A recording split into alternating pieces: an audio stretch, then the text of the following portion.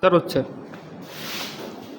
જોયો જો ભાઈ બંધો આજે આપણે રત્નેશ્વર મહાદેવની જે એવડી ગુફા અને ટાઈમે ખોલે છે. આમાં પાણી ભરેલું હોય છે અને ટાઈમે ખોલે છે. આનો સમય અને એવડે તારીખ ઉપર હાલે છે. અને આજે અમારે મેળ આવી ગયો. અમે ઘણા ટાઈમથી આવતા હતા જોવા માટે.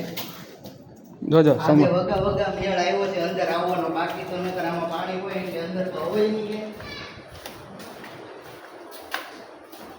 હવે તમારે આવવું હોય તો અમે આગળ આનું ટાઈમ ટેબલ આગળ તમને બતાવીએ છીએ.